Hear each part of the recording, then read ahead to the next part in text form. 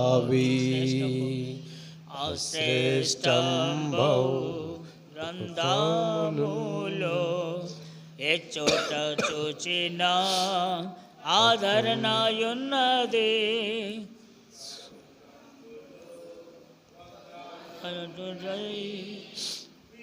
శ్వాసముంచి ధ్యానించుడి. మంచిది.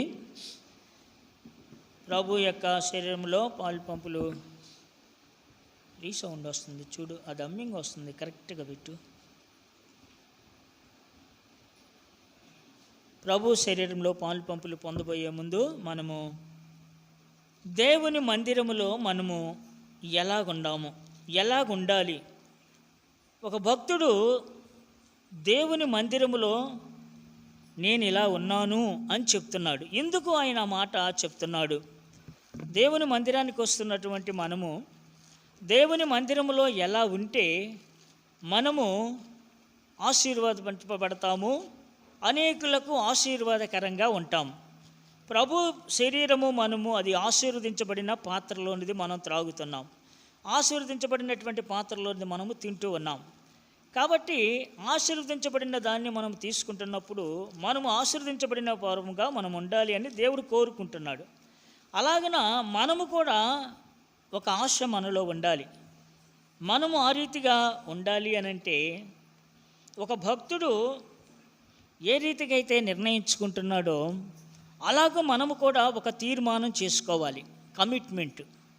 ఇంతకీ ఆ భక్తుడు ఏమని తీర్మానం చేసుకుంటున్నాడు అనంటే, దేవుని మందిరములో ప్రతి విశ్వాసి నాటబడినటువంటి చెట్టులాగా ఉండాలి.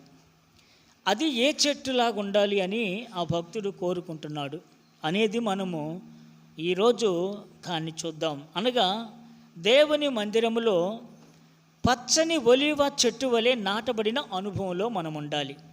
ఆయన ఏమని కోరుకుంటున్నాడు రండి. కీర్తనలు 52వ కీర్తన 8వ చరణం అందరం కలిసి చదువుకుందాం. 52వ కీర్తన 8వ చరణంలో ఏమని ఉంది అని అంటే అందరం కలిసి చదువుదాం. తీసారా? అందరం కలిసి చదువుదాం. నేనైతే దేవుని మందిరములో పచ్చని ఒలీవ చెట్టు వలె ఉన్నాను, నిత్యము దేవుని కృపయందు నమ్మిక ఉంచి ఉన్నాను. చాలు. వాక్యం కొరకు చిన్న ప్రార్థన చేద్దాం. ప్రేమ కలిగిన తండ్రి, దావీదు మహారాజు ఏ రీతిగా అయితే తాను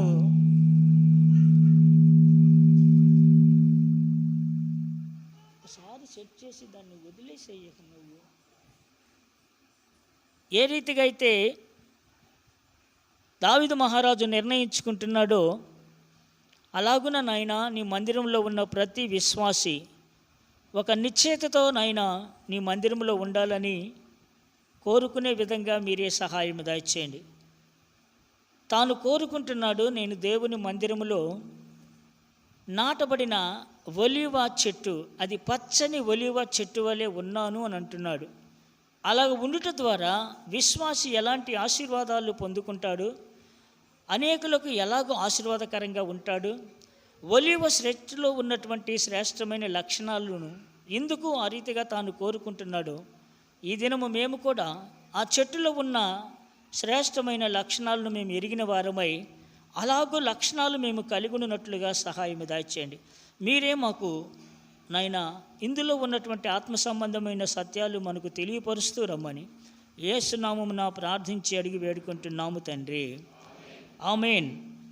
ఇక్కడ మనం చూసినట్లయితే ఆయన యొక్క తీర్మానము చూడండి. ఆయన చక్రవర్తి రాజు అయినప్పటికీ కూడా నేనైతే ఎవరు ఎలాగున్నా నాకు సంబంధం లేదు, నేనైతే నేనైతే దేవుని మందిరములో పచ్చని ఒలీవ చెట్టు వలె ఉన్నాను అని చెప్పి అంటున్నాడు. అంటే ఎప్పుడైతే ఆయన మందిరములో అది నాటబడినటువంటి చెట్టుగా ఉంటున్నాడు, అది మందిరములో నాటబడింది, అది ఒలీవ చెట్టు వలె ఉంటున్నాడు. అయితే ఈ ఒలీవ చెట్టు ఎట్లా ఉందనంటే పచ్చని ఒలీవ చెట్టు. అది పచ్చగా ఉండటానికి గల కారణం ఏంటి అని అంటే అది మందిరములో నాటబడింది. అనగా మందిరములో నాటటాన్ని బట్టి మందిరములో సమృద్ధి అయినటువంటి నీరు ఉంది కాబట్టి చూడండి, నాటబడిన చెట్టుకి తనంతటికి అదే మలిచి చెట్టుకి తేడా ఉంటుంది. దానికి భద్రత ఉండదు, దానికి యోగక్షేమాలు ఉండవు. అలాగనే మందిరానికి వచ్చి పోతున్నటువంటి విధానం కాదు, కానీ ఒక స్థిరపరచబడిన అనుభవములో మనము ఉండాలి. అంటే నాటబడిన అనుభవము. ఎప్పుడైతే మనము ఈ రీతిలో ఉంటామో అప్పుడు దావీదు మహారాజు ఒలీవ చెట్టులో ఉన్న శ్రేష్టమైనటువంటి గుణాలు, లక్షణాలు ఆయన ఎరిగాడు. కాబట్టి నేను నా దేవుని సన్నిధిలో అలాగున ఒక ఒలీవ చెట్టు వలె నాటబడినటువంటి రీతిలో నేను ఉండాలి. అలా ఉంటే నా జీవితము ఎలా ఉంటుందంట? పచ్చగా ఉంటుంది. కాబట్టి కొంతమంది భక్తులను గురించి చెట్లతో పోల్చి దేవుడు మాట్లాడతాడు. అంటే ఈ సృష్టిని సృష్టించినప్పుడు దేవుడు ఆ భూమి అనేక రకాలైన చెట్లను భూమి మొలిపించును గాక అంటాడు. మొదటి అధ్యాయం ఆది కాండములో భూమి మొలిపించింది. అలాగన కొన్ని వేల రకాల వృక్షాలు ఉన్నాయి ఈ భూమి మీద, ప్రపంచమంతటా. అయితే ప్రత్యేకించి ఈ దావీదు మహారాజు ఒలీవ చెట్టునే ఎందుకు కోరుకుంటున్నాడు? ఒలీవ చెట్టులాగానే ఉండాలని ఎందుకు అనుకుంటున్నాడు? అది కూడా మందిరములో నాటబడినటువంటి మందిరములో ఉన్న ఒలీవ చెట్టు వల్ల ఎందుకు ఉండాలని తాను కోరుకుంటున్నాడు అనంటే, ప్రియులరా, ఆ ఒలీవ చెట్టు యొక్క లక్షణాలు, ఒలీవ చెట్టులో ఉన్న శ్రేష్టమైన గుణాలు ఎరిగిన వాడిగా ఉన్నాడు దావీదు మహారాజు. కొందరు జీవితాల విషయంలో చూడండి, పుట్టి గుడ్డివాడిని దగ్గరికి తీసుకొచ్చారు, యేసు ప్రభు దగ్గరికి. యోహాను సువార్తలో మనం చూస్తాం. ఆయన బురద ఉమ్మి వేసి బురద పూసి కళ్ళకు రాసి వెళ్ళి కడుక్కోమన్నప్పుడు అతను తెరిచి చూసినప్పుడు ఎలా కనబడుతుంది నీకంటే, మనుషులు నాకు చెట్ల వలె కనబడుతున్నారు అని అంటాడు. అంటే మానవుని యొక్క స్థితి కొన్నిసార్లు చెట్లతో పోల్చి దేవుడు మాట్లాడతాడు ఇశ్రాయేలు ప్రజలతో. అది ఎరిగినటువంటి దావీదు మహారాజు, అయ్యా నేనైతే నాకు ఎన్ని రాజ్యం ఉంది, పరిపాలన ఉంది, ఎన్నున్నప్పటికీ నీ మందిరములో నేను ఉండాలి. అది ఎలా ఉండాలి అని అంటే పచ్చని ఒలీవ చెట్టు వలె ఉండాలి. కాబట్టి ప్రియులరా, ఈ ఒలీవ చెట్టులో ఉన్నటువంటి శ్రేష్టమైన లక్షణాలు ఏమిటి? ఎందుకు ఆయన కోరుకుంటున్నాడు అని అంటే, ఎప్పుడైతే మందిరములో ఉంటారో వారు పచ్చగా ఉంటారు. కాబట్టి ఆయన జీవితము పచ్చగా ఉంటుంది అంటాడు. కొంతమంది జీవితాలు చూడండి, వారు చెప్పే పరిస్థితులు చూస్తే, ఒకప్పుడు నా స్థితి, అయ్యా దేవుని మందిరాన్ని విడిచిపెట్టేవాడిని కాదు, 3 పూట్ల ప్రార్థించేవాడిని, అంతేకాదు దేవుని పనులంటే ఆసక్తిగా వచ్చేవాడిని, నేను గతంలో ఇలాగుండేవాడిని అని చెప్తారు. మంచిదే, మరి ఇప్పుడేమైంది? నేనైతే ఇలాగున్నాను ఒకప్పుడు, మరి ఇప్పుడేమైంది అనంటే రాను రాను ఆసక్తి తగ్గిపోయింది. కాబట్టి ఒకప్పుడు ఎలాగున్నావు అనేది కాదు, ఇక ముందు ఎలాగుంటాను అనేది కాదు, కానీ ఎట్ ప్రజెంట్ ఇప్పుడు నేనైతే నా దేవుని మందిరములో పచ్చని ఒలీవ చెట్టు వలె ఉన్నాను అంటాడు.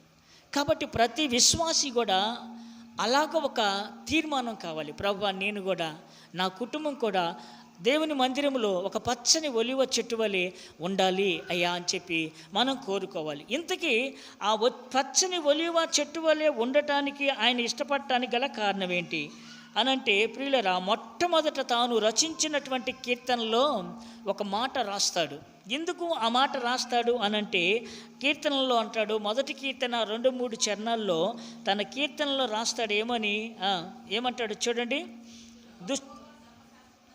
యెహోవా ధర్మశాస్త్రమందు ఆనందించుచు దివారాత్రులు దాన్ని ధ్యానించేవాడు ధన్యుడు. అతడు నీటి కాలవ ఓరన నాటబడినదై తన కాలమందు ఫలమిచ్చు చెట్టు వలె ఉంటాడు. ఆ చెట్టు ఎవరయ్యానంటే ఎవరో కాదు, నేనే ఆ ఫలమిచ్చే చెట్టును నేనే అని చెప్పి తన జీవితాన్ని చెట్టుతో పోల్చుకుంటున్నాడు. అయితే ఆయన పోల్చుకోవటానికి ప్రపంచంలో రకరకాల చెట్లు, దేవదారు మానులు ఉన్నాయి, కొడితే మంచి సువాసనలిచ్చే కస్తూరి చెట్లు ఉన్నాయి, ఇంకా రకరకాలైనటువంటి మంచి సువాసనలిచ్చే చెట్లు ఎన్నో ఉన్నాయి. కానీ ప్రత్యేకించి ఆ యొక్క ఒలీవ చెట్టునే ఎన్నుకున్నాడు. కారణం ఏంటి? ఒలీవ చెట్టును ఎన్నుకోవటానికి కారణం ఏంటంటే, ఒలీవ చెట్టు శ్రేష్టమైన ఈ 5 లక్షణాలు మనం చూద్దాం. మొదటిది ఏంటంటే ఇది మందిరంలో ఉండే చెట్టు అనగా పచ్చదనాన్ని కలిగి ఉంటుంది. అనగా ఎవరైతే దేవుని మందిరంలో నాటబడిన అనుభవంలో ఉంటారో వారి జీవితాలు పచ్చగా ఉంటాయి. పచ్చదనము దేన్ని చూపిస్తుంది అని అంటే అది జీవాన్ని చూపిస్తుంది ప్రియులారా. అనగా మందిరంలో ఉన్న అనుభవం కలిగిన వాడు ఎప్పుడైతే నేను అలాగ ఉంటానని అంటాడో అప్పుడు అతను జీవం కలిగిన వాడిగా ఉంటాడు. ఆ జీవము అనేకులకు జీవాన్ని పంచేదిగా ఉంటుంది. కాబట్టి ఆ తీర్మానం చేసుకుంటున్నాడు, అయ్యా ఎవరు ఎలాగున్నా సరే నేనైతే అంటే సపరేట్ చేసుకుంటున్నాడు, తనను తను ప్రత్యేకించుకుంటున్నాడు. క్రైస్తవ జీవితము ఒకరితో పోల్చుకునేది కాదు. మనము ఎవరితో ఉండాలంటే, మనము ఎవరి పోలికంటే, మనం ఎవరిని పోల్చుకొని మాదిరిగా పెట్టుకోవాలంటే ప్రభువైన యేసుక్రీస్తుని. కాబట్టి ఆయన నేను ఒకరి సంగతి నాకు అనవసరం, వారు ఎలాగున్నా కానీ కాదు, కానీ నా మట్టుకైతే నేనైతే దేవుని మందిరంలో. ఒకసారి నెల్లూరులో భోజనానికి పిలిచారు, వివాహానికి పాస్టర్లు వచ్చారు. భోజనం చేస్తూ ఉన్నప్పుడు పాస్టర్లకు సపరేట్గా పెట్టారు.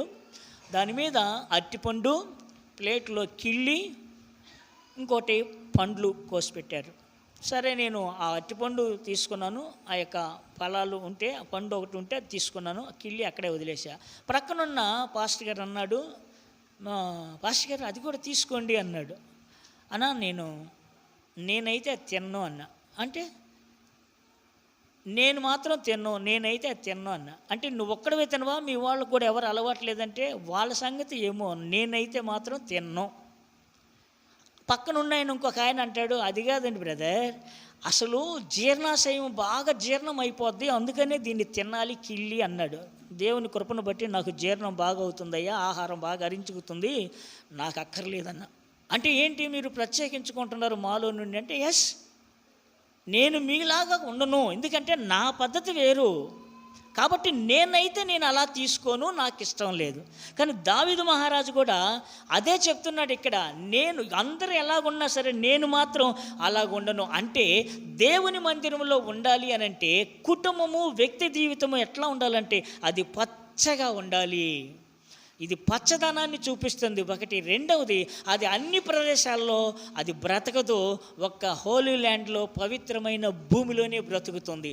ఒక విశ్వాసి ఆ మందిరంలో ఉన్నప్పుడే జీవం కలిగిన వాడిగా ఉంటాడు. ఎక్కడ ఉన్నా కూడా చూడండి, ఒకప్పుడు అలాగున్నారు, ఇప్పుడు ఈ దినాల్లో చాలామంది ఎండిపోయిన జీవితాలు, కుటుంబాలు ఎండిపోతున్నాయి, వ్యక్తిగతంగా ఎండిపోతున్నారు, ఆర్థికంగా ఎండిపోతున్నారు. అంతేకాదు భార్యాభర్తలు, పిల్లలు, ప్రియులరా నెమ్మది లేని స్థితి, ఎండిపోయిన జీవితం కారణం ఏంటంటే మందిరములో నాటబడిన అనుభవం లేకపోవటమే. అది మొదటిది.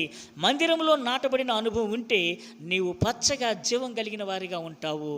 నీటి కాలువన ఓరన నాటబడి, ఎందుకని మందిరములో సమృద్ధి అయినటువంటి వాక్యం అనే నీరు నీకుంటుంది. అది మొదటి లక్షణం.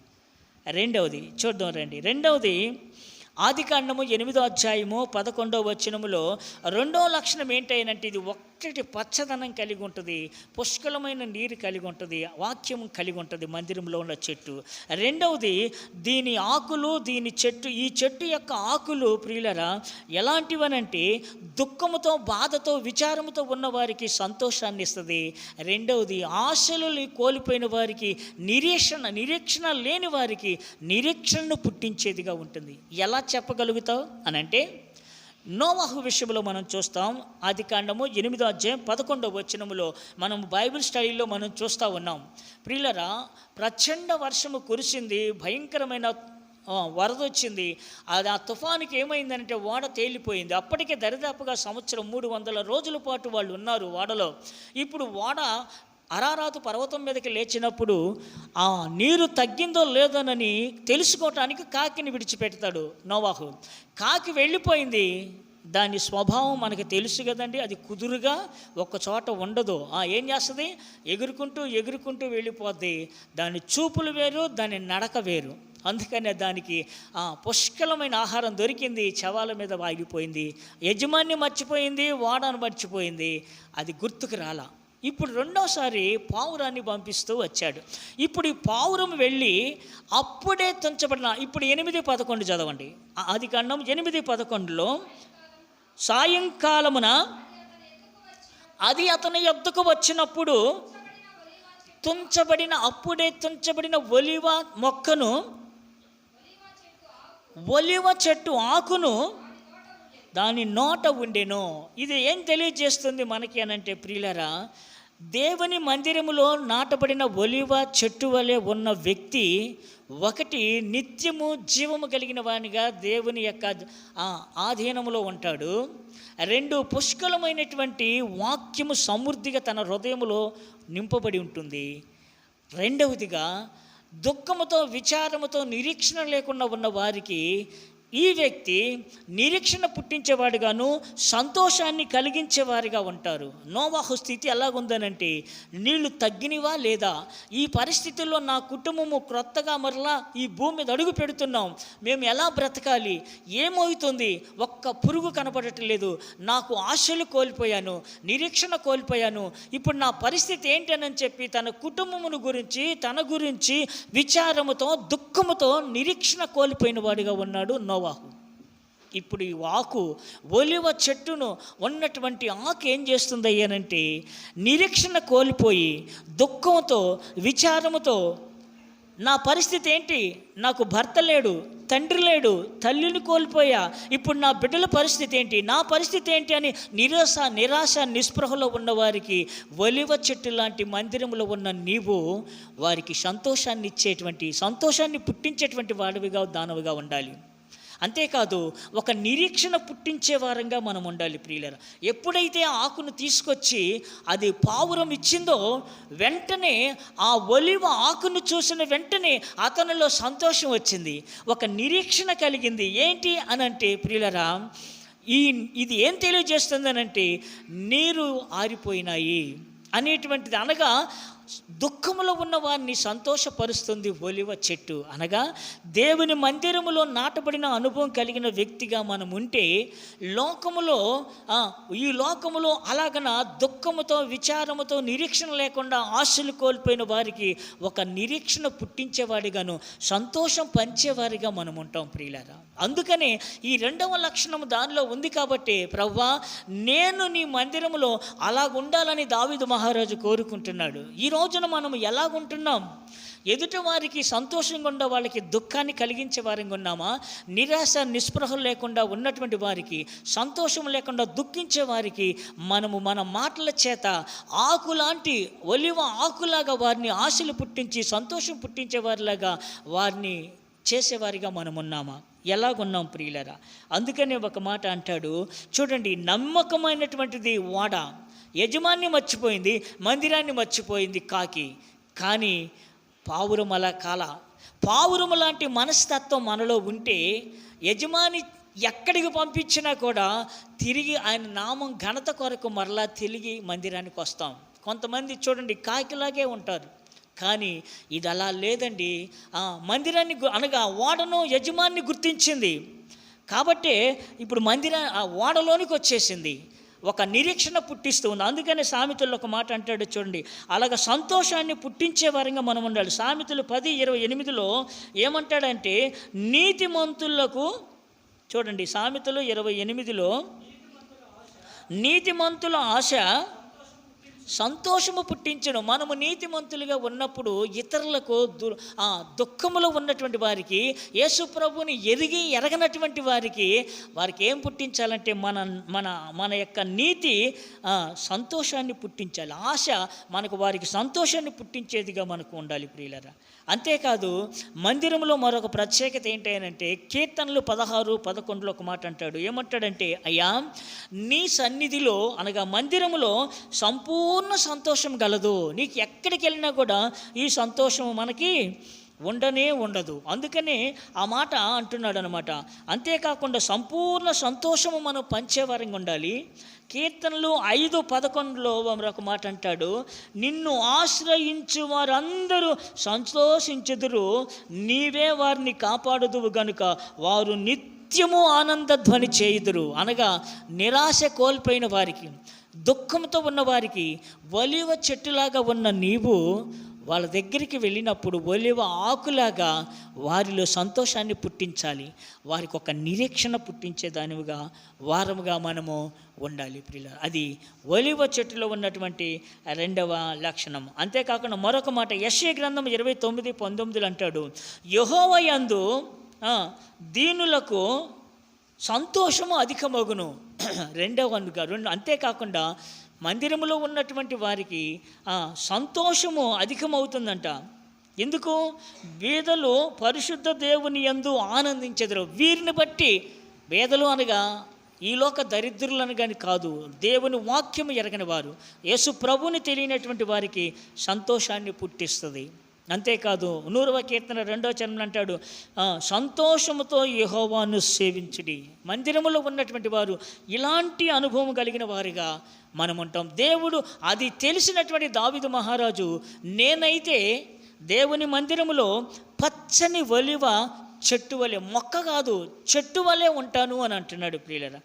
సామెతలు 15:13 అంటాడు, సంతోష హృదయము ముఖమునకు తేటనిస్తుందంటండి. ఎప్పుడైతే నువ్వు మందిరంలో అలాంటి అనుభవం కలిగి నువ్వు బయటికి వెళ్ళినప్పుడు, నీ ఇంట్లో కారపు మెతుకులు తిన్నా, చినిగిపోయిన చీర కట్టుకున్నా ప్రియులారా, ఎంత దీన స్థితిలో ఉన్నప్పటికీ నీ ముఖం ఎలాగుంటుందంటే, ధనవంతులు చూసినా, దరిద్రులాంటి వారు ఎవరు చూసినా కూడా నీ ముఖము సంతోషమైనటువంటి రీతిలో తేటనిస్తుందంట. ఎందుకని? నువ్వు గడిపినటువంటి దేవుని సన్నిధి నిన్ను అలాగ మారుస్తుంది. అందుకే అంటాడు కదా, మనోదుఖము వలన, అందుకే ఏమంటాడు, సంతోష హృదయము ముఖమునకు తేటనిచ్చును.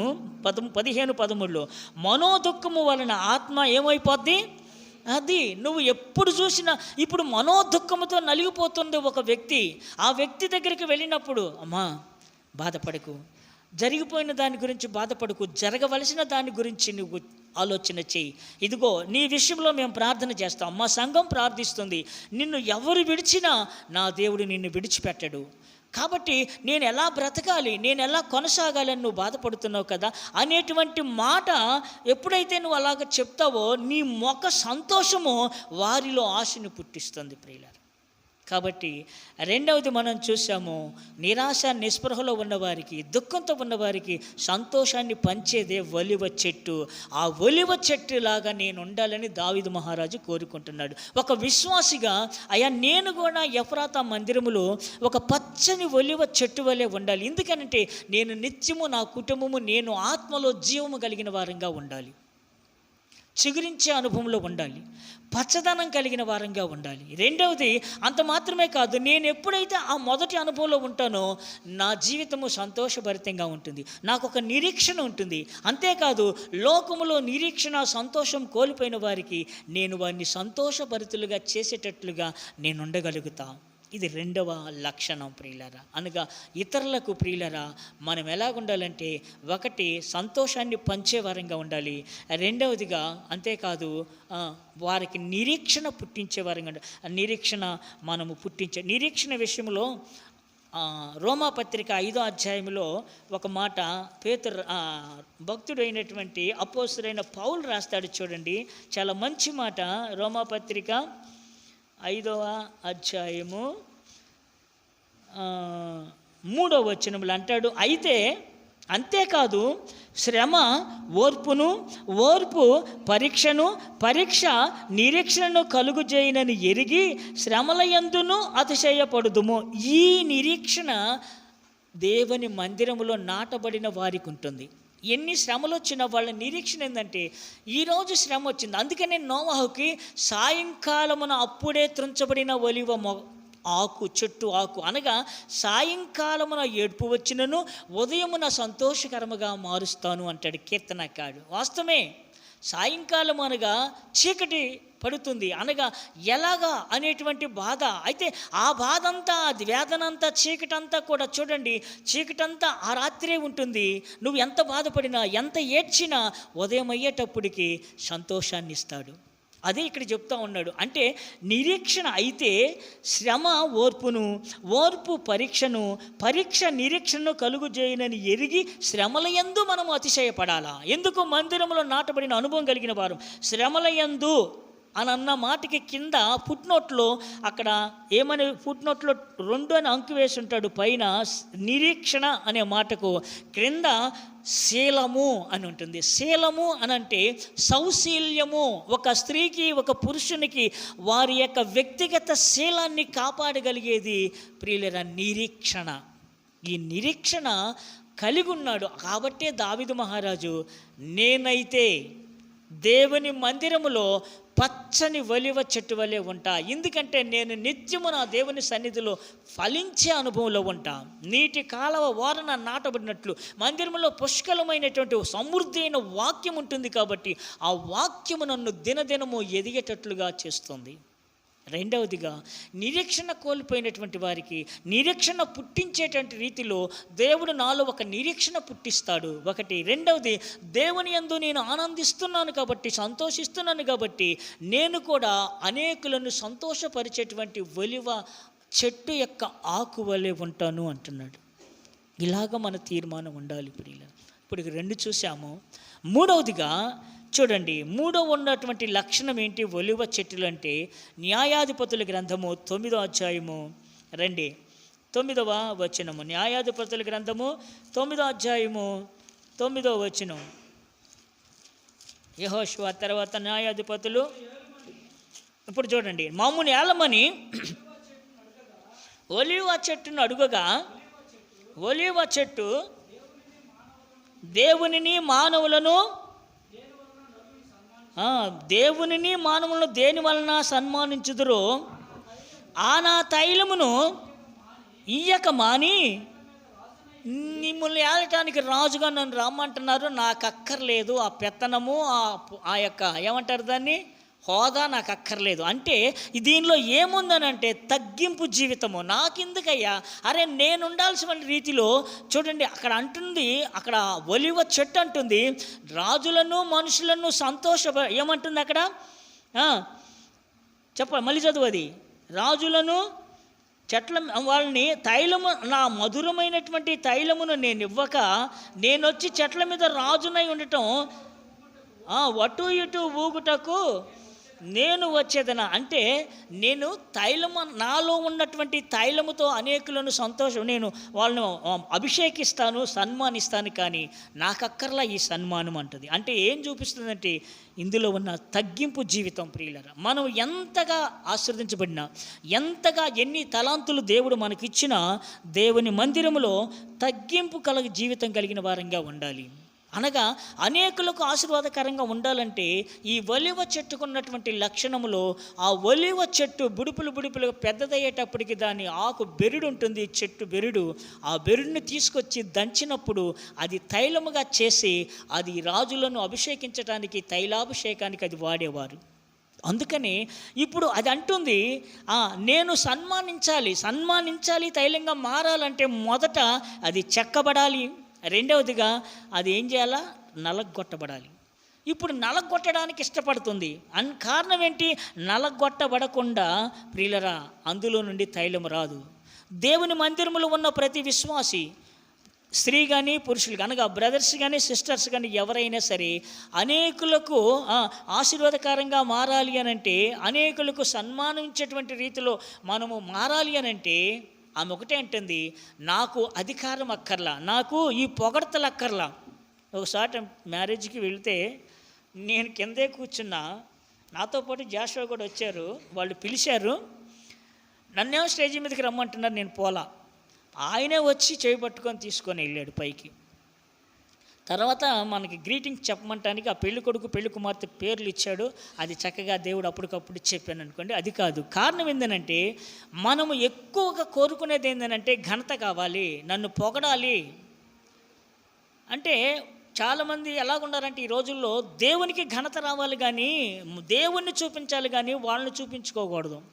వాక్య పరిచర్య కానీ అది మరానికి ఏ తలాంతి ఇచ్చినా కూడా అది ఆయనకి ఘనత రావాలి. అది ఇక్కడ అంటుంది, నాకు కావాల్సింది నాకు తగ్గింపు. అనగా నేను ఎప్పుడైతే నేను తగ్గించుకుంటానో అది ఇతరులకు ఆశీర్వాదకరంగా మారుతుంది. అది ఈ చెట్టు చెప్తున్నటువంటి, అంటే నలగొట్టడానికి నేను ఇష్టపడతా.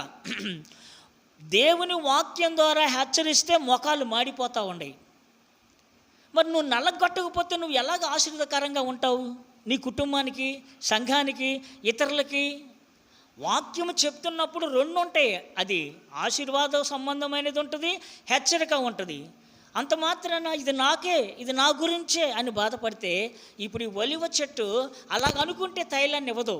తైలములు ఇయ్యకపోతే ఏమవుతుంది? చూడండి, యెషయా గ్రంథంలో ఒక మాట అంటాడు. యెషయా గ్రంథము 57:15లో 57, ఎవరైతే అలాంటి తగ్గింపు జీవితం కలిగిన వారుగా ఉంటారో, యెషయా 57:15, మహాగణుడును మహోన్నతుడును నిత్య నివాసి అయిన వాడు ఇలాగూ సెలవిస్తున్నాడు, నివసించేవాడును అయినను వినయము గల వారి ప్రాణమును ఉజ్జీవింపజేయుటకును, వినయము గల వారి యొద్ద చదువమ్మా, నలిగిన వారి ప్రాణమును ఉజ్జీవింపజేయుటకును ఎవరి దగ్గరకు వస్తాడంట ఆయన? వినయము గల వారి దగ్గర, దీన మనసు గల వారి దగ్గర నివసిస్తాను. మందిరంలో ఇలాంటి అనుభవం ఉంటే నీలోనే ఉంటాడు ప్రభు, మన దగ్గరే నివాసం ఉంటాడు. అలాగుంటే ప్రియులరా, మనం ఎలాగుంటామనంటే అనేకులకు ఆశీర్వాదకరంగా ఉంటాము. అదే 66 యెషయా 66:2లో కూడా చెప్తాడు చూడండి, అవన్నీ నా హస్తకృత్యములే అని చెప్తూ చూడండి, ఎవడు దీనుడై నలిగిన హృదయము గలవాడై నా మాట విని వణుకుచుండునో వానినే నేను దృష్టిస్తాను. అంటే ఏంటి? నలగకుండా వినయం ఉంటే నలుగుతావు, ఇష్టపడతావు, వాక్యానికి లోబడతావు, వినయం ఉంటే. అందుకని అంటాడు, దీనుడైన వాడు, నలిగిన హృదయం గలవాడై నా మాట విన్నప్పుడు వణుకుచుంటాడంట. కాబట్టి ఆశీర్వాదకరంగా మారుతారు. ఈ లక్షణము ఇందులో ఉంది ప్రియుల. అనగా నలపివేయబడటానికి ఇష్టపడాలి. చూడండి, సమూయేలులో మనం చూస్తాము, హన్నా తీసుకెళ్ళి మందిరంలో విడిచిపెట్టింది. అందరూ అన్నారు, అమ్మా ఎందుకు ఆ పిల్లవాడిని తీసుకెళ్ళి అక్కడ విడిచిపెడతావు? వద్దు, అక్కడ వాళ్ళ కుమారులు దుర్మార్గులు, అక్కడ ఉన్నటువంటి వాళ్ళందరూ అతన్ని చంపేస్తారని అంటే ఆమె ఇష్టపడలా. కానీ నేనిచ్చింది దేవునికి, దేవుని చేతిలో, దేవుని మందిరంలో పెడుతున్నా నా బిడ్డని, దేవుని మందిరానికి అప్పగిస్తున్నా, దేవుడే చూసుకుంటాడు అని అంది. ఎక్కడ దుర్మార్గత ఉందో, ఎక్కడ పాపం ఉందో అక్కడే అతన్ని బెర్షెబాను ఎట్లా ఎత్తిపట్టాడనంటే, దేవుడు సమూయేలుని చిన్నవాడిగా ఉన్నప్పుడు మనం చూస్తే బెర్షెబా నుండి, దాను మొదలుకొని బెర్షెబా వరకు రాజులను అభిషేకించగలిగే ధన్యత ఇచ్చాడు ప్రియులరా. ఎందుకని? అలాంటి తగ్గింపు జీవితము సమూయేలులో ఉంది. అదే దావీదు మహారాజు అంటాడు, ఆయన గొలియాతును జయించిన వాడు. దావీదు 10,000 మంది జయించగలిగే శక్తి సామర్థ్యాలున్న ఆయన అంటాడు సౌలుతో, అయ్యా రాజా, నేను ఏ పాటి వాడిని, చచ్చిన కుక్క లాంటి వాడిని, మిల్ల నల్లినంటి వాడను, నీ చేతి కింద నేను ఎలాంటి వాడిని? దావీదు ఎలాంటి వాడిగా అంటున్నాడు అంటే, వాస్తవానికి తన ఉన్నటువంటి దాని అంతటిని, శక్తి అంతటిని, సామర్థ్యం అంతటిని తగ్గించుకుంటూ ఉన్నాడు. అందుకే ఆ సౌలు అన్నాడు, అయ్యా దావీదా కుమారుడా, నాయనా నువ్వు తప్పక రాజు అవుతావు. శత్రువు చంపటానికి వచ్చి ఆశీర్వదించాడండి. ఎప్పుడైతే ఈ అనుభవం మనలో ఉంటుందో, మనల్ని చంపే ప్రయత్నం చేసే శత్రువు కూడా చేతులెత్తి ఆశీర్వదించేటట్లు చేస్తాడు. ఎప్పుడు? నలిగిన అనుభవము, నలగొట్టబడాలి, దంచబడకుండా అందులో నుండి తైలము రాదు. ఒత్తిడి, అనేక రకాల ఒత్తిడి, వాళ్ళ మాటలు వీళ్ళ మాటలు, ఇట్టంది అట్లంది, ఇవన్నీ పట్టించుకుంటే నువ్వు ఒలివ చెట్టులాగా ఉండాలంటే ఉండలేవు. అందుకే అక్కడ మాట చెప్తున్నాడు. చూడండి, యోబు గ్రంథంలో ఒక మాట అంటాడండి. యోబు గ్రంథం 19:2 ఏంటి ప్రభువా, ఎన్నాళ్ళ మట్టుకు మాటల చేత నన్ను నలగొడతారయ్యా? చూడండి ఏమంటున్నాడు, ఈ మాటలు తప్పవు. ఎందుకని? నువ్వు ఒలివ చెట్టులాగా ఉన్నావు కాబట్టే నీకు ఆ మాటలు. లేదు, ముళ్ళ చెట్టులాగా ఉంటానంటే నీ దగ్గరికి ఒక్కరారు. ఎందుకని? ఎక్కడికొచ్చి నువ్వు ఎటు వచ్చినా కానీ ఇటు పొడుస్తావు, అటు పొడుస్తావు, కూర్చుందాం అని వస్తే కింద పొడుస్తావు మాటలతో. అందుకని ఇక్కడ ఏమంటాడంటే యోబు, ఎందుకు ప్రభువా వాళ్ళతో అంటున్నాడు. చూడండి, యోబు 19:2, ఎన్నాళ్ళు మీరు నాతో వాదిస్తారు, ఎన్నాళ్ళు మాటల చేత నన్ను నలగొడతారు. చాలమ్మా, ఎన్నాళ్ళు మాటలతో నలగొడతారు. ఎందుకు నలగొడుతున్నారు తెలుసా? నలగొట్టబడితే నేను నీవులో ఆ ఉన్నతమైనది బయటకు వస్తుంది. నలిపివేయాల. అందుకనే ప్రియులరా, అందుకే మూడవ లక్షణము తగ్గింపు కాదు. తగ్గింపు ఎప్పుడు వస్తుందంటే నలిపివేయబడిన అనుభవంలోనికి మనం వచ్చినప్పుడు, ఆ అనుభవంలోనే ప్రియులరా మనం ఆశీర్వాదకరంగా ఉంటాం. అంతేకాకుండా ఇంకొక మాట అంటాడు, సామెతలు 25:15 చూడండి ఏమంటాడంటే 25:15 సామెతలు 25:15 సామెతలు 25:15 దీర్ఘశాంతము చేత, చూడమ్మా, దీర్ఘశాంతము నీలో ఉంటే, మందిరము అనుభవం ఏం చేస్తుంది? ఒలివ చెట్టు అనుభవము దీర్ఘశాంతాన్ని మనలో పుట్టిస్తుంది. దీర్ఘశాంతము చేత ఎలాంటి న్యాయాధిపతి అయినప్పటికీ ఏం చేస్తుందంటే వాడిని ఒప్పిస్తుంది. సాత్వికమైన నాలుక ఎముకలను, అంతే, వాడు ఎలాంటి పౌరుషం గలవాడైనా, ఎలాంటి క్రూరుడైనా సరే, నీ నాలుక అనగా సాత్వికముతో, యేసుక్రీస్తులాగా నువ్వు సాత్వికము కలిగిన వానిగా మనము మాట్లాడితే, ఒకటి భయంకరమైనటువంటి క్రూరుడైన న్యాయాధిపతిని మార్చగలుగుతాము, ఒప్పింపగలుగుతాము. రెండవదిగా సాత్వికమైన నాలుక ఎదుటివాని ఎముకలను కూడా నలగొడుతుంది. అలాంటి మాట ఇది ఎప్పుడు వస్తుందనంటే, అందుకే ఒలివ చెట్టు అంటే ఇలాంటి లక్షణాలన్నీ నన్ను విడిచిపెట్టి వాళ్ళేదో నన్ను పొగుడుతారు, రాజును చేస్తారంటే నాకెందుకు? అసలు ఆ రాజరికం వద్దు, నాకేమొద్దు, పో.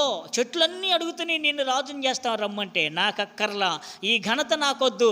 నా దేవునిని మానవుల్ని సంతోషపరిచే విలువైనటువంటి నా యొక్క లక్షణాన్ని విడిచిపెట్టి వాళ్ళొచ్చి మాట్లాడతారు, వీళ్ళొచ్చి మాట్లాడతారు, నేను తట్టుకోలేకున్నటువంటి ఈ అవమానాలు పడే కంటే వాళ్ళని సంతోషపరచటమే నా యొక్క ధ్యేయము అంటే అంతగా తగ్గించుకుంది. అది దేవుడు ఎరిగాడు, దావీదు ఎరిగాడు. దేవుని మందిరంలో ఉన్నవారు ఇలాంటి అనుభవం కలిగిన వారిగా ఉండాలి. అలా ఉన్నప్పుడే ప్రియులరా అనేకులకు మనము ఆశీర్వాదకరంగా మనం మారుతాం. ఇది మూడవది, తగ్గింపు జీవితము అనగా నలగొట్టబడినటువంటి అనుభవం కలిగిన వారంగా మనము ఉండాలి. నాలుగవ లక్షణం చూడండి. నాలుగవ లక్షణం ఏందయ్యానంటే, ఈ ఒలివ చెట్టులో ఉన్న నాలుగో లక్షణము, ఈ ఒలివలు పంటకు వచ్చిన తర్వాత ఆ పండ్లు చక్కగా కోస్తారు, ఆ పండ్ల నుండి జ్యూస్ తీస్తారు, విత్తనాలు ప్రక్కన వేరు చేస్తారు. ఇప్పుడు ఆ విత్తనాల విషయంలో దేవుడు సెలవిస్తున్నాడు లేవీయులకి. చూడండి, లేవీ కాండము 24వ అధ్యాయంలో ఓ శ్రేష్టమైన మాట చెప్తున్నాడు. లేవీయులారా, మీరు ప్రత్యక్ష గుడారములో మీరు ఏం చేయాలి అని అంటే, చూడండి, ఇశ్రాయేలుకు ఒక కట్టడ నేర్పిస్తా ఉన్నాడు.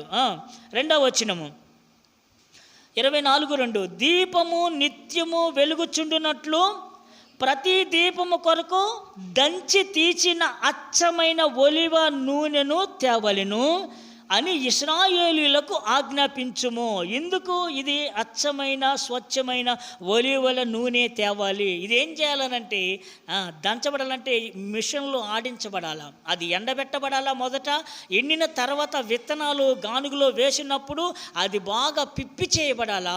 పిప్పి చేయబడినప్పుడే దానిలో నుండి ప్రియులరా ఏమొస్తుంది? నూనె వస్తుంది. ఆ నూనె దీపాన్ని వెలిగించడానికి అవకాశం ఉంటుంది. అనగా ఒలీవ చెట్టులాగా ఉన్నటువంటి మందిరంలో ఉన్న విశ్వాసి ఎప్పుడైతే ఈ నాలుగో అనుభవము నూనె అనగా పరిశుద్ధాత్మ అనుభవంలోనికి వస్తాడో, పరిశుద్ధాత్మ అనుభవం కార్యాల్లో ఉంటాడో, పరిశుద్ధాత్మ అనే నూనె కలిగి ఉన్న వ్యక్తి దీపాలని వెలిగిస్తాడు.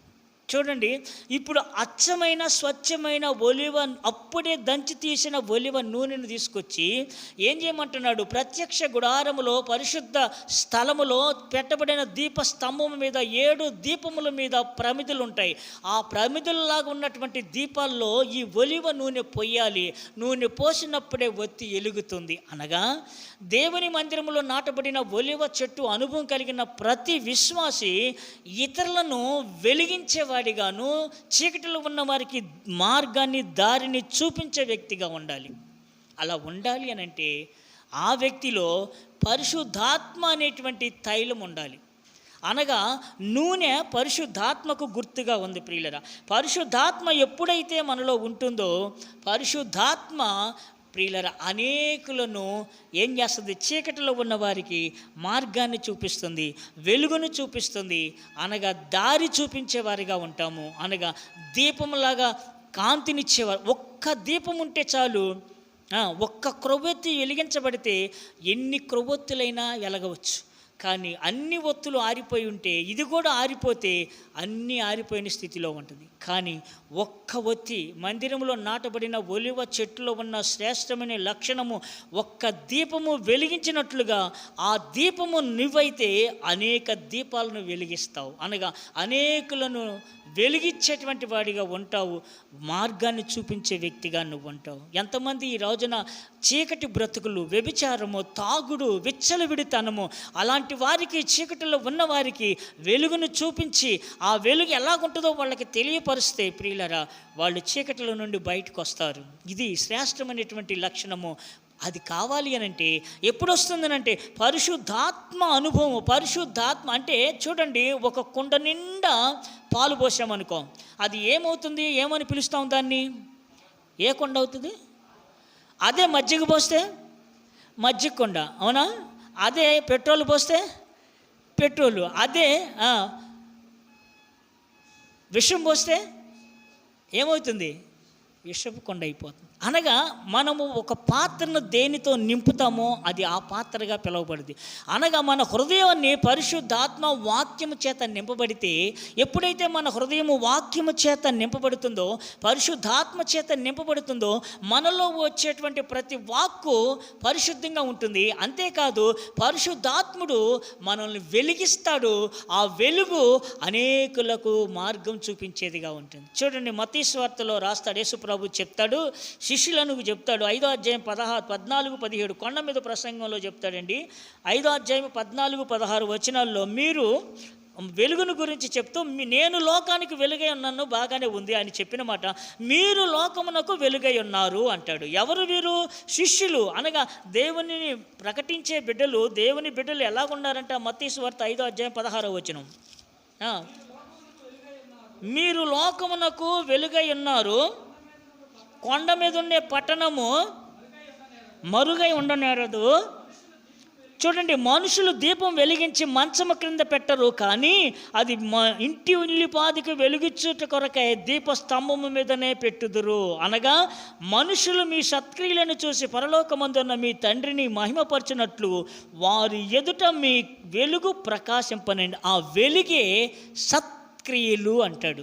ఆ సత్క్రియలు ఎప్పుడు వస్తాయనంటే, యెహోవా మందిరములో నాటబడిన పచ్చని ఒలివ చెట్టు వలె ఉంటే మొదట పచ్చదనాన్ని కలిగి ఉంటావు, రెండోది సంతోషభరితంగా అనేకులకు సంతోషాన్ని పంచేవాడిగా, నిరీక్షణ పుట్టించేవాడిగా ఉంటావు, నాలుగోది ప్రియులారా అక్కడ చెప్తా ఉన్నాడు, ఏమంటున్నాడంటే వెలిగిచ్చేటువంటి దీపంగా నువ్వు ఉంటావు. అది ఇక్కడ అంటున్నాడు. అందుకని కీర్తనకాడు అంటాడు 18వ కీర్తనలో 28వ వచనములో, దేవా నా దీపమును వెలిగించువాడవు నీవే.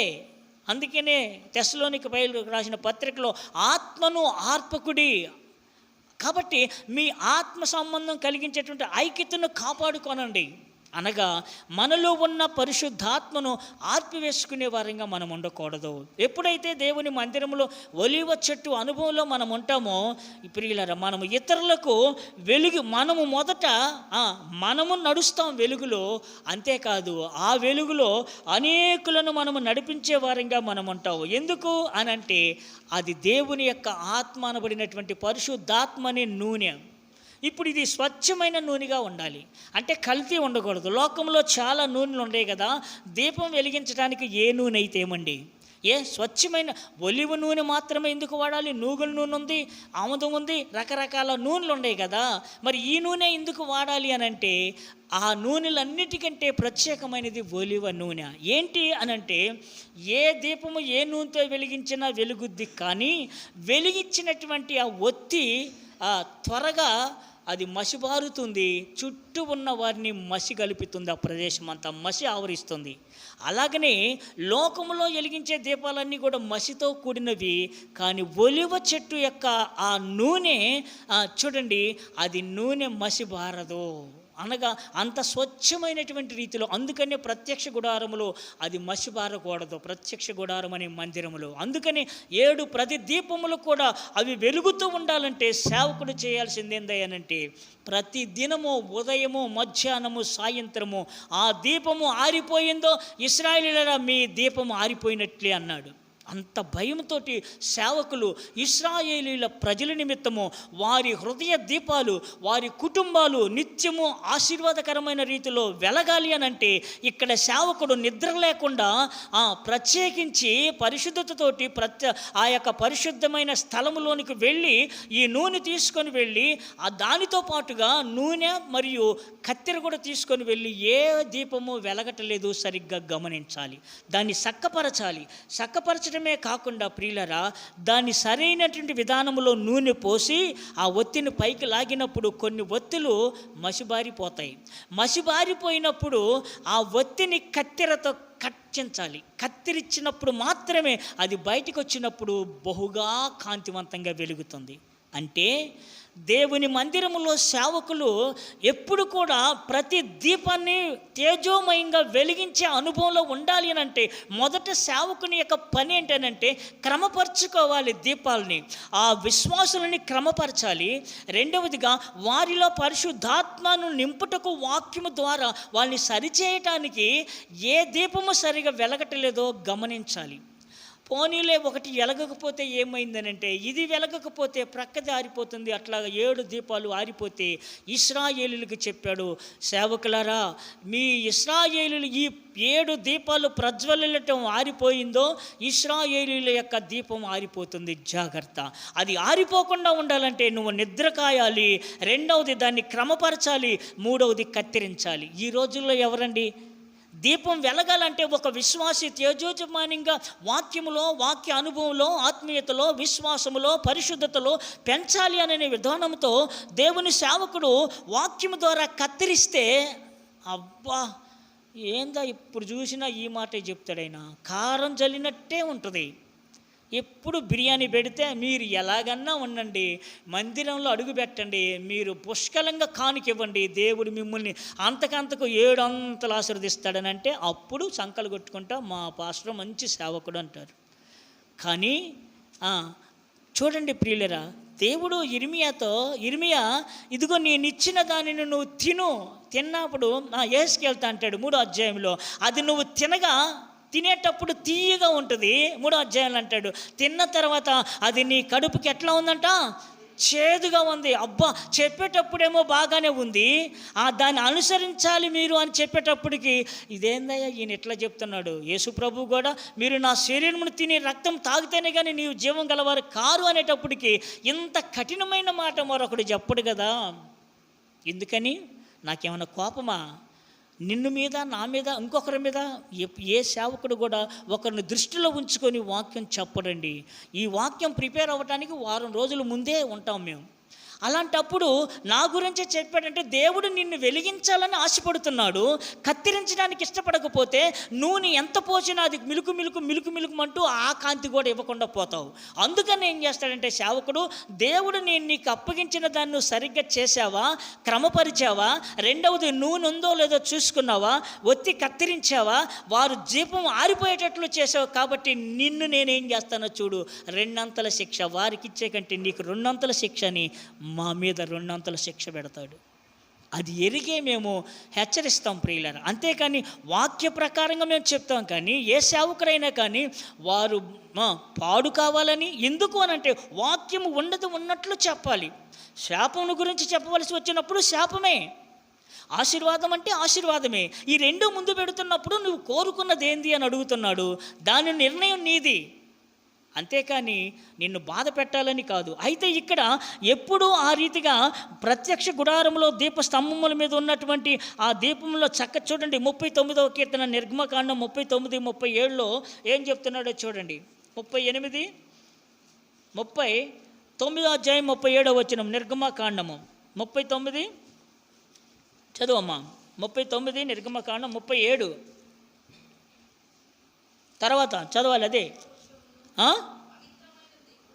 పవిత్రమైన దీపవృక్షమును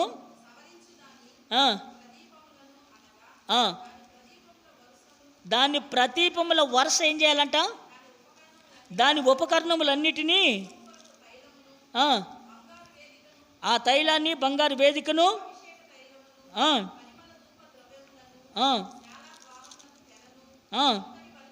ఇవన్నీ కూడా క్రమపరుచుకోవాలి అని చెప్తున్నాడు. అదంతా ఏంటనంటే వాక్యాన్ని సిద్ధపరచుకున్నప్పుడు ప్రభు ఇచ్చిన తలంపును బట్టి అవన్నీ క్రమపరుచుకొని అలాగున ప్రతి దీపాన్ని వెలిగించాలనేటువంటి ఆశతో దేవుని బిడ్డలను సిద్ధపరుస్తాడు దేవుడు. అది అర్థం చేసుకోవాలి. అంతేకాని ప్రియులరా, అలాగ ఉన్నప్పుడే పరిశుద్ధాత్మ అనే నూనె నీలో నింపబడుతుంది. నింపబడిన దానివిగా నువ్వు వెళితే అది అనేకులను వెలిగించడానికి అవకాశం ఉంటుంది. అందుకనే దానియేలు గ్రంథం 12:3 అంటాడు ఒక మాట. చూడండి, దానియేలు గ్రంథం 12:3 ఏమంటాడో చూడండి. దానియేలు గ్రంథము 3వ అధ్యాయము 12వ అధ్యాయం 3. బుద్ధిమంతులైతే ఎక్కడంట? బుద్ధిమంతులైతే ఆకాశ మండలంలోని జ్యోతిని దేంతో పోల్చాడో చూడండి. బుద్ధిమంతులను అనగా ఈ అనుభవం కలిగిన వారిని ఆకాశ మండలంలోని జ్యోతుల వలె ప్రకాశిస్తామంటండి మనము. చూడండి ఎంత ఇదిగా చెప్తున్నాడు. అంటే ఎప్పుడైతే పరిశుద్ధాత్మ అనుభవంలోనికి మనం ఉంటామో అప్పుడు మనము అలాగున జ్యోతుల వలె ఆ వెలుగును ప్రకాశించే రీతిగా ఉండాలంటే దైవ సేవకులు ప్రియులరా క్రమపరచాలి, వచ్చిన వారిని క్రమపరచాలి. ఒకటి, నూనె అనబడినటువంటి పరిశుద్ధాత్మల చేత నింపబడాలి మొదట ఆ వ్యక్తి, ఆ సేవకుడు. ఆ తర్వాత దానిని బట్టి ప్రతి దీపము వెలుగుతుందా లేదా, నూనె ఉందా లేదా, ఆ దీపములో ఒత్తి సరిగ్గా ఉందా లేదా. పాత దినాల్లో మనకు కరెంట్ రాకముందు మేము కిరోసిన్ బుడ్డులు సీసాతో చేసుకొని కొన్ని లాంతర్లు పెట్టుకునేవాళ్ళం. లాంతర్ ఉండేది, లైటు, పెప్పర్మెంట్ లైట్ లాంటిది ఏదో చిన్నవి. చూడండి, కొన్నిసార్లు అది కాలిపోయిన తర్వాత వెలుగు రాదు, చీకటిగా ఉంటుంది. అప్పుడు ఏం చేసేవాళ్ళు అంటే పెద్దవాళ్ళు దాన్ని తీసుకొని వచ్చి కత్తెరతో కట్ చేసి మరలా దాన్ని నూనె పోసి ఆయిల్ కిరోసిన్ పోసి వెలిగించినప్పుడు కాంతి వచ్చేది. అది కత్తిరించకపోతే ఆ చీకటిలోనే ఉండాల్సి వస్తుంది. కత్తిరించినందువలన బాధపడితే ప్రియులరా అది నష్టము. ఎవరికి? తనకి, కుటుంబానికి, మందిరానికి తీరని నష్టాన్ని కలిగిస్తుంది. అందుకనే అలాగా ఉన్నప్పుడే పరిశుద్ధాత్మ చేత నింపబడినప్పుడే బహుగా కాంతివంతంగా ప్రతి దీపము 30 మంది దీపాలు ఉన్నాయంటే బయటకు వెళితే 30 మంది దీప కాంతి ఎంతమందిని వెలిగిస్తుంది చెప్పండి. కాబట్టి కీర్తనకాడు అంటాడు, అయ్యా ఎవరు ఎలాగున్నా సరే నేనైతే నా దేవుని మందిరములో పచ్చని ఒలీవ చెట్టు వలె ఉంటాను, దేవుని కృపయందు నమ్మిక ఉంచుతున్నాను. కాబట్టి ఇది 4వ అనుభవము. అనగా ఏంటిది అని అంటే నూనె పరిశుద్ధాత్మకు సాదృశ్యం. అనగా పరిశుద్ధాత్మ అనుభవంతో నడిపించబడే క్రమంలో మనం ఉంటాం. ఇది 4వది. చివరిది లాస్ట్ వన్ చూడండి. దీనికి మరణము లేదు. చూడండి, అనేక వృక్షాలన్నీ నోవాహు జలప్రలయంలో అన్ని వృక్షాలు చచ్చిపోయినాయి, మురిగిపోయినాయి. కానీ అప్పుడే ఉన్నటువంటి చెట్టు ఆకులాగా అది నవనవలాడుతూ వచ్చిందంటే ప్రియులరా దేవుని మందిరములో గడిపే వ్యక్తి నిత్యము నువ్వు జీవం కలిగిన వాడుగా ఉంటావు. అనగా అర్థం ఏంటంటే నిత్య జీవము గలవారంగా మనం ఉండాలని దేవుడు కోరుకుంటున్నాడు. అందుకనే దేవుని మందిరములో నాటబడిన అనుభవము అంటే 5వది ఎవర్లాస్టింగ్ ట్రీ. ఇది అంటే నిత్యము ఉండేటువంటి చెట్టు. అనగా నిత్య జీవానికి వారసులగుటకు దేవుడు మనల్ని పిలిచాడు, మనం నిత్య జీవన ఇస్తానన్నాడు. అందుకే అంటాడు కదా యోహాను సువార్త 6వ అధ్యాయము 50-51 నా మాట విని చూడండి ఏమంటాడు, ఏం చెప్తున్నాడు. యోహాను సువార్త 6వ అధ్యాయం 51-52 పరలోకము నుండి దిగి వచ్చిన జీవాహారము నేనే, ఎవడైనా ఈ ఆహారమును భుజించితే వాడు ఎల్లప్పుడూ జీవించును, మరియు నేనిచ్చు ఆహారము లోకమునకు జీవమున కొరకైన నా శరీరమే అని మీతో నిశ్చయముగా చెప్పుచున్నాను. కాబట్టి కావున యేసుట్ల మీరు మనిషి కుమారుని శరీరమును తిని రక్తమును త్రాగితేనే మీలో మీరు జీవము గలవారు కారు. నా శరీరమును తిని నా రక్తమును త్రాగువాడే నిత్య జీవము గలవాడు, అంత్య దినమున నేను వానిని లేపుదును. అనగా నిత్యము ప్రభుతో ఉండాలి అనేది. అనగా దేవుని యొక్క మందిరంలో నాటబడిన అనుభవం కలిగిన పచ్చని ఒలివ చెట్టులాగుంటే నిత్యత్వంలో నిత్యము దేవునితో ఉండే అనుభవంలో మనం ఉంటాము.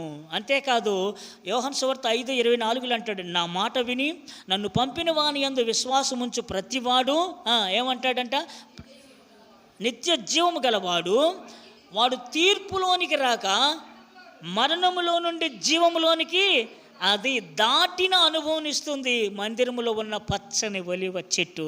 ఇది 5వ అనుభవం ప్రియులారా. అందుకని యోహాను పత్రికలో భక్తుడైన యోహాను రాస్తాడు 5వ అధ్యాయము 11, 12 వచనాల్లో చూడండి. యోహాను రాసిన మొదటి పత్రిక 5వ అధ్యాయము 11, 12 వచనాల్లో ఇంకా 2 ఉన్నాయి, కానీ నేను అందుకే 5 వరకే తీసుకున్నా. 11 అమ్మా, ఆ సాక్ష్యం ఏమనగా, ఆ సాక్ష్యం ఏమనగా దేవుని మందిరములో నాటబడిన ఒలివ చెట్టు యొక్క సాక్ష్యం ఏమనగా, దేవుడు మనకు నిత్య జీవమును దయచేసెను. ఈ జీవము ఆయన కుమారుని యందు ఉన్నది. దేవుని కుమారుని అంగీకరించేవాడు జీవము గలవాడు, జీవము లేనివాడే. కాబట్టి మందిరంలో ఉన్నటువంటి ప్రతి వ్యక్తి ఎలాగయ్యానంటే, కీర్తనకాడు అంటున్నాడు, నేనైతే లోకములో అయ్యా ప్రభువా నువ్వు రాజును చెయ్యి, రాజ్యాలు ఎన్నన్నా చేయి, కానీ నాకు వీటన్నిటికంటే ప్రాముఖ్యమైనది, వీటన్నిటికంటే మించినది నా తీర్మానము, నా కమిట్మెంట్ ఒకటే. నేనైతే నా దేవుని మందిరములో పచ్చని ఒలివ చెట్టు వలె నేను ఉంటాను అని అంటున్నాడు. కారణం ఏంటంటే ఆ ఒలివ చెట్టులో ఉన్న 5 లక్షణాలు ఎరిగిన వాడు కాబట్టి, అనగా నాటబడినది పచ్చగా ఉంటుంది మందిరములో. ఎందుకు అనంటే దేవుని వాక్యము సమృద్ధిగా ఉంటుంది కాబట్టి అది నేను పచ్చగా ఉంటాను, నాటబడిన అనుభవంలో ఉంటాను. రెండవదిగా ఇతరులకు సంతోషాన్ని పంచే వ్యక్తిగా ఉంటుంది ఈ ఒలివ చెట్టు. మూడవదిగా అనేకులకు ఆశీర్వాదకరంగా ఉంటుంది. నాలుగవదిగా లోకములో ఉన్న వారికి వెలుగునిచ్చే ఒక జ్యోతిగా వెలుగొందుతూ ఉంటావు నీవు. ఐదవదిగా నిత్య జీవాన్ని స్వతంత్రించుకుంటావు, అనేకులను నిత్య జీవంలోనికి నడిపించే వ్యక్తిగా నీవు ఉంటావు. ఇది ఒలివ చెట్టులో ఉన్న శ్రేష్టమైన 5 లక్షణాలు. అది ఎరిగి నిత్యము నేను నీ సన్నిధిలో ఉండాలి అని ఒక నిర్ణయం చేసుకుంటూ ఒక కమిట్మెంట్కి వచ్చాడు. మనం కూడా ప్రభు యొక్క శరీరంలో పాలు పంపులు పొందుతున్నాము. మనము ఆ మాట మనం కూడా చెప్పాలి. 52:8 దావీదు మహారాజు ఏమంటున్నాడు, అయ్యా నేనైతే, చెప్పండి అందరూ ఆ మాట చదివి క్లోజ్ చేద్దాం. నేనైతే దేవుని మందిరములో పచ్చని ఒలివ చెట్టు వలె ఉన్నాను అన్నాడా, ఉంటాను అన్నాడా? చెప్పండి. ఉన్నాను అని అంటే అర్థం ఏంటి? ఎట్ ప్రజెంట్ ఎక్కడున్నట్టు ఆయన? మనము మందిరములోనే. అయితే మనము ఈ తీర్మానంలోనికి రావాలి ఈ నూతన సంవత్సరంలో. ప్రభువా నేనైతే, ఎప్పుడైతే నువ్వు అలాగుంటావో నీ భార్య, నీ కుటుంబము, నీ బిడ్డలు వీళ్ళందరూ కూడా నీ అడుగు జాడల్లోకి వస్తారు. అప్పుడు నీ కుటుంబము పచ్చని ఒలివ చెట్టు వలె 5 ఆశీర్వాదాలతో ఈ నూతన సంవత్సరం అంతా కూడా రాబోయే సంవత్సరం వరకు 5 ఆశీర్వాదాలతో దేవుడు మనందరినీ కూడా నడిపిస్తాడు. అట్టి కృప దేవుడు మనందరికీ దయచేయనట్లుగా ప్రభు శరీరంలో పాలు పంపులు పొందబోయే ముందు అలాంటి కృపను అలాంటి రీతిలో అది నేను కావాలని నిర్ణయంతో ప్రభు యొక్క శరీరంలో పాలు పంపులు పొందుదాం. అందరం మోకరిద్దాం. మరి దేవుని యొక్క వాక్య ప్రకారంగా